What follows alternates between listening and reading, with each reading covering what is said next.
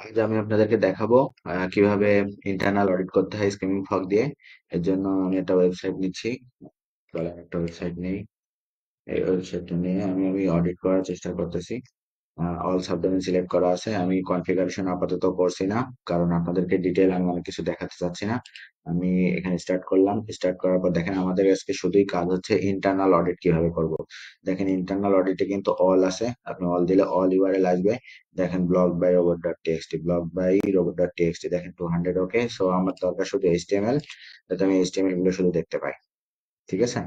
আপনি যদি JavaScript file problem পড়ে, আপনি জাভাস্ক্রিপ্ট এখান থেকে দেখতে পারবেন। আপনার যদি সিএসএস ফাইলের দরকার পড়ে, আপনি সিএসএস ফাইলও এখান থেকে দেখতে পারবেন। আপনি ইমেজেস ফাইলও এখান থেকে দেখতে পারবেন। সো এখানে কিন্তু ইমিডিয়া আছে, ফন্টস আছে, এক্সএমএল আছে, পিডিএফ, প্লাগইনস, আদার, আননোন সবই কিন্তু আছে। যদি আননোন দেখেন, তাহলে দেখেন প্লাগইনস ফাইলগুলোকে কিন্তু সে আলাদা আদার্স হিসেবে, আননোন হিসেবে কাউন্ট করেছেন।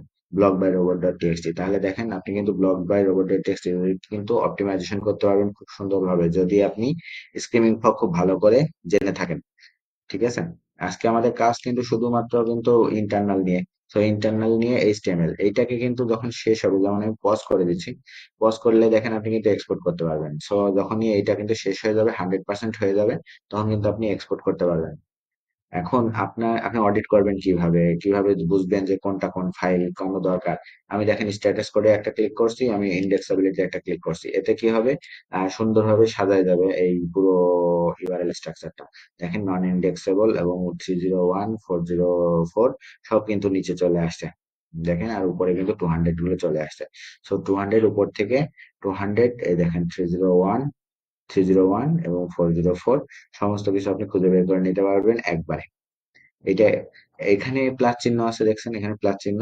এই জায়গাটায় আপনি প্রচুর অপশন পাবেন, আপনার কোন কোন অপশন গুলো দরকার, কি কি দরকার, মেটা টাইটেল, মেটা ডেসক্রিপশন, এদের লেন্থ, ইন্ডেক্সাবিলিটি, স্ট্যাটাস, আপনার যদি দরকার পড়ে H1 H2, তারপর ক্যানোনিকাল যদি দরকার পড়ে, আপনার যদি ওয়ার্ড কাউন্ট দরকার পড়ে, সাইজ দরকার পড়ে, পেজের সাইজ, টেক্সট রেশিও দরকার পড়ে, রিডেবিলিটি দরকার পড়ে, ক্রাউড ডেপথ দরকার পড়ে, লিঙ্ক স্কোর দরকার পড়ে, ইন লিঙ্কস দরকার পড়ে, আপনি এগুলো কিন্তু চেক করতে পারবেন এবং আনচেক করতে পারবেন। আনচেক করার পরে আপনি যেটা এক্সপোর্ট করবেন সেটাই কিন্তু বের হবে।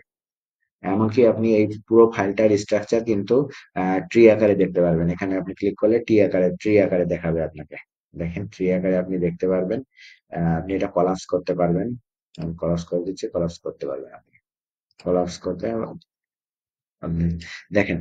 তো এই এই সমস্ত সুবিধাটা কিন্তু এইচটিএমএল এ আপনি পাবেন, ইন্টারনালে পাবেন। এইটা দিয়ে কিন্তু অনেক সুন্দরভাবে অডিট করা যায়, skimming for technical AC audit করা যায়। এবং এই পাশে দেখেন যে আপনার ওভারভিউ দেখাবে, আপনি কি কি কোন কোন ইউআরএল কতটা আকারে দেখাইছে, কয়টা আছে, সেগুলো সব কিন্তু আপনি এই পাশে পাবেন। ঠিক আছে। আপনি এখানে ইস্যুজও পাবেন। সো আপনার যে প্রবলেম গুলো আছে, ইন্টারনালে যেসব ইস্যু গুলো আছে, সেই ইস্যুস গুলো কিন্তু আপনি এখানে পাবেন। আমি আপনাকে দেখাই, ইস্যুস গুলো আপনি এখানে পাবেন। ওয়ার্নিং আছে, ইস্যুস প্রায়োরিটি আছে। তবে সবচেয়ে বেশি ভালো হয় আপনি বুঝে শুনে যেটা শিখবেন এবং কোনটা কি, এগুলো বুঝে শুনে যখন করবেন, তখন আপনার ইস্যুস এর প্রয়োজন হবে না। আপনি নিজেই ভালো কনসালটেন্ট হয়ে যাবেন, এসইও কনসালটেন্ট। আপনি আগে শেখেন। শেখার জন্য স্ট্রিমিং ফগের গুরুত্ব আসলে খুব বেশি। এটা যদি আপনি ঠিকমতো ভালো মতো পারেন, তাহলে আপনার কাছে এসিও অডিট করা খুবই আসলে সহজ একটা কাজ আমার ধারণা। আহ, আজকের ভিডিও এই পর্যন্তই। ধন্যবাদ সবাইকে।